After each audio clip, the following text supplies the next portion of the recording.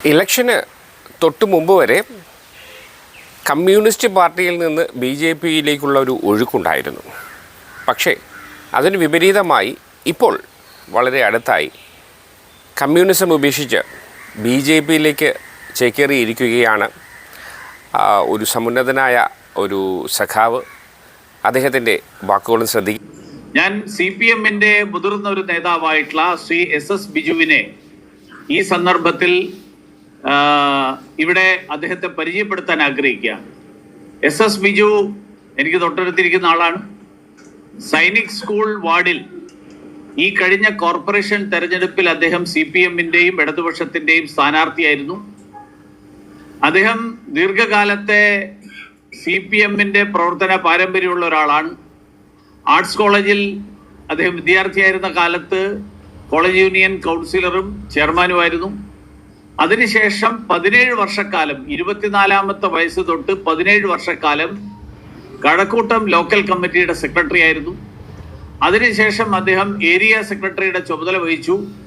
Area committee അംഗവും area സെന്ററിൽ പ്രവർത്തിക്കുന്ന ആളും എന്നുള്ള നിലയിൽ കഴക്കൂട്ടം മണ്ഡലത്തിലെ CPM-ന്റെ നെടുന്തൂണുകളിൽ ഒരാളായിട്ട് പ്രവർത്തിക്കുന്ന ഒരാളാണ് അദ്ദേഹം.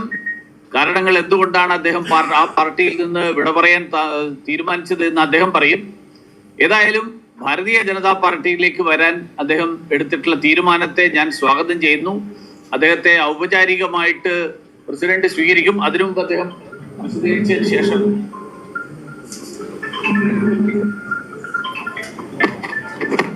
ബഹുമാന്യനായ സംസ്ഥാന പ്രസിഡന്റ്, ബഹുമാനപ്പെട്ട മാധ്യമ സുഹൃത്തുക്കളെ, ശ്രീ മുരളിച്ചേട്ടൻ പറഞ്ഞതുപോലെ ദീർഘകാലം CPM-ൽ പ്രവർത്തിച്ചിട്ട് ഒരു മാറ്റം പൊതു പ്രവർത്തന മേഖലയിൽ ഒരു മാറ്റം ഉണ്ടാവണം എന്ന് ഉടനെ തോന്നിയതല്ല. കുറെ കാലം CPM-ന്റെ ഉള്ളിലെ തന്നെ വിഭാഗീയതയുടെ ഒരു വലിയ ഇരയായിരുന്നു ഞാൻ. അതിനകത്തു നിന്നുള്ള വിഭാഗീയതയെ ചെറുത്ത് സത്യസന്ധമായി CPM രൂപീകരിച്ചത് എന്തിനാണോ ആ നിലപാടുകളിൽ നിന്ന് വ്യതിയാനം വരാതെ ആ നിലപാടുകളിൽ ഉറച്ച് മുന്നോട്ട് പോകാൻ വേണ്ടിയിട്ടുള്ള പരിശ്രമം പാർട്ടിക്കകത്ത് കഠിനമായി നടത്തേണ്ടതായിട്ട് വന്നു. അത് നടത്തുന്നതുകൊണ്ട് വിഷമമില്ല. കാരണം എന്തിനാണോ പാർട്ടി രൂപീകരിച്ചത് ആ പാർട്ടി രൂപീകരിച്ചതിന്റെ ലക്ഷ്യം അതിൽ നിന്ന് ഒരു കേഡർ അകന്നു പോകാൻ പാടില്ല എന്നുള്ള ശാഠ്യം കൊണ്ടാണ്. അത് ന്യായമായും ഒരു കമ്മ്യൂണിസ്റ്റ് കേഡറിന് ഉണ്ടാവേണ്ടതാണ് എന്നാണ് ഞാൻ വിശ്വസിച്ചത്. പക്ഷേ അങ്ങനെയല്ല. നിങ്ങളിപ്പോ കാണുന്ന കാഴ്ചകൾ കണ്ടില്ലേ? കഴിഞ്ഞ അടുത്ത ദിവസങ്ങളിൽ എത്രയോ ജനകീയ സമരങ്ങൾ നടത്തിയവരാണ് CPM. ഇപ്പോ പാർട്ടി മെമ്പർ പോലും അല്ലാത്ത ആളുകൾക്ക് വേണ്ടി നിയമാനുസൃതമായി കോടതിയും അതുപോലെ തന്നെ അന്വേഷണ ഏജൻസികളും ചോദിക്കുന്ന ചോദ്യങ്ങൾക്ക് മറുപടി പറയാൻ മനസ്സില്ല എന്ന് പറയുന്ന തരത്തിലേക്ക് കാര്യങ്ങളെ കൊണ്ട് എത്തിക്കുവാൻ ഒരു മടിയുമില്ലാതായിരിക്കും. അതല്ലേ നമ്മൾ കണ്ടത്. ഇപ്പൊ കാണുന്നത് കോളേജ് തുറക്കുന്നു. ജൂൺ മാസം കോളേജുകളും സ്കൂളുകളും തുറന്നു. ഈ കുട്ടികൾ ആർക്ക് വേണ്ടിയിട്ടാണ് സമരം ചെയ്യേണ്ടത്? എന്ത് ആദർശത്തിന് വേണ്ടിയിട്ടാണ്? ന്യായമായിട്ടുള്ള ആദർശത്തിനും രാജ്യത്തിനും രാജ്യത്തെ സാധാരണ ജനങ്ങൾക്കും തൊഴിലാളികൾക്കും വേണ്ടി സമരം ചെയ്ത് മരിക്കാൻ ഒരു മടിയുമില്ലാത്തവരായിരുന്നു ഞങ്ങളെല്ലാം ചെറുപ്പക്കാലത്ത്. തോളോട് തോൾ ചേർന്ന് നിന്ന് പരസ്പരം വിശ്വസിച്ച് എത്രയോ ജനകീയ സമരങ്ങൾ. പക്ഷെ ഇന്ന് ഈ സമരങ്ങൾ കാണുമ്പോൾ ഇതെന്തിനു വേണ്ടിയിട്ടാണ്, ഇത് ആർക്ക് വേണ്ടിയിട്ടാണ് എന്ന് ചോദ്യം ഉയരുന്നു. ഇനി ഒട്ടും വൈകേണ്ട കാര്യമില്ല.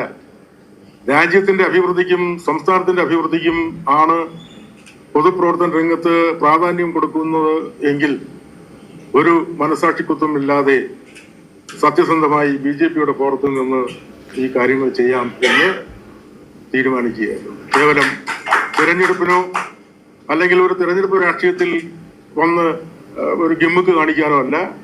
ഞാൻ പഠിച്ച പൊതുപ്രവർത്തന ശൈലി സാധാരണക്കാരോടൊപ്പം നിന്ന് പ്രവർത്തിക്കുവാനുള്ളതാണ്.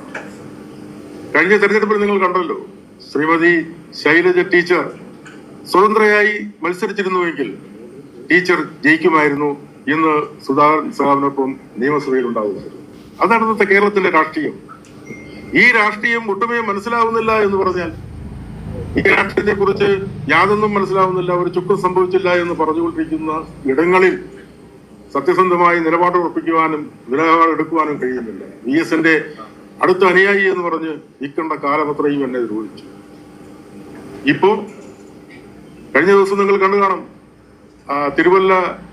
തിരുവല്ലം പരശുരാമ ക്ഷേത്രത്തിൽ ബഹുമാന്യനായ പ്രസിഡന്റ് അവിടെ യോഗം വിളിച്ചുകൂട്ടി. വാസ്തവത്തിൽ വലിയ ആശ്വാസവും സന്തോഷവും തോന്നി. എൻ്റെ അമ്മയും അച്ഛനും മരണപ്പെട്ടു.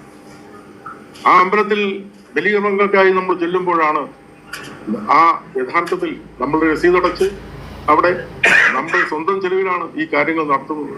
നടത്താനുള്ള സൗകര്യങ്ങളുണ്ടോ? അവിടെ മാത്രമല്ല, കേരളത്തിലെ അമ്പലങ്ങൾ കഴിഞ്ഞ 10 വർഷമായി ജീർണാവസ്ഥയിലാണ്. ലക്ഷക്കണക്കിന് കോടിക്കണക്കിന് രൂപ ദേവസ്വം കളക്ട് ചെയ്ത് കൊണ്ടുപോകും. തിരിച്ച് പെയിന്റ് ചെയ്യാൻ പോലും പൈസ കൊടുക്കില്ല. കഴക്കൂട്ടം ശ്രീ മഹാദേവ ക്ഷേത്രം പുരാതനമായ അമ്പലമാണ്. അവിടുത്തെ പല ഉപക്ഷേത്രങ്ങളും നാശത്തിന്റെ വക്കിലാണ്. കഴിഞ്ഞ മാർച്ച് മാസം മുതൽ ഈ മാർച്ച് മാസം വരെ ഏതാണ്ട് 1 കോടി രൂപ ദേവസ്വം അവിടെ നിന്ന് വസൂലാക്കി. ഒന്നും ചെയ്യുന്നില്ല. അമ്പരചുംബികളായ കെട്ടിടങ്ങൾ കെട്ടാനും വൻകിട പദ്ധതികൾ നടപ്പിലാക്കാനും കാണിക്കുന്ന വ്യഗ്രത ജനങ്ങളുടെ വിശ്വാസം സംരക്ഷിക്കാൻ എടുക്കുന്നില്ല. വിശ്വാസരാഹിത്യമാണ് അവിടെ എല്ലാം നടത്തിക്കൊണ്ടിരിക്കുന്നത്. ജനങ്ങളെ നോക്കാതെ, അവരുടെ മനസ്സ് മനസ്സിലാക്കാതെ, ഈ കാലഘട്ടത്തിന്റെ ആവശ്യങ്ങൾ മനസ്സിലാക്കാതെ പ്രവർത്തിക്കുന്ന ഒരു കൂട്ടം ആളുകൾ കൂടെ ഒപ്പം നിൽക്കുന്നതിന് പകരം സത്യസന്ധമായി അഭിപ്രായം പറയുവാനും പ്രവർത്തിക്കുവാനും കഴിയുന്ന ഒരിടം എന്ന നിലയിൽ ഞാൻ BJP-യിൽ മെമ്പർഷിപ്പ് എടുക്കുകയാണ്. നിങ്ങൾ എല്ലാവരും വരുന്ന നാളുകളിലും സഹകരിക്കണം, സഹായിക്കണം എന്ന് മാത്രം വിനീതമായി സംസ്ഥാന അധ്യക്ഷൻ ശ്രീ രാജീവ് ചന്ദ്രശേഖർജി ഷോൾ അണിയിച്ച് ശ്രീ SS ബിജുവിനെ BJP-യിൽ എത്തുന്നത്. ശ്രീ B മുരളീധരൻ ഷോൾ അണിയിക്കും. പാർട്ടിയുടെ തിരുവനന്തപുരം സിറ്റി ജില്ലാ പ്രസിഡന്റ് ശ്രീ കരമന ജയൻ.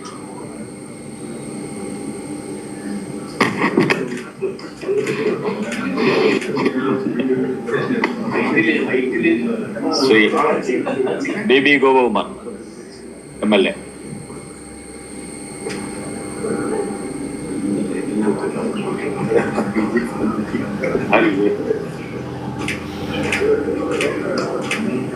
നന്ദി. ശ്രീ SS ബിജുവിന് BJP-യിലേക്ക് സ്വാഗതം ചെയ്തിരിക്കുന്നു. പാർട്ടിയുടെ കഴക്കൂട്ടം മണ്ഡലം പ്രസിഡന്റുമാരായിട്ടുള്ള ശ്രീ സുനിൽ, ശ്രീമതി ദിവ്യ, പാർട്ടിയുടെ സംസ്ഥാന സമിതി അംഗം ശ്രീ ഒറ്റൂർ മോഹൻദാസ്,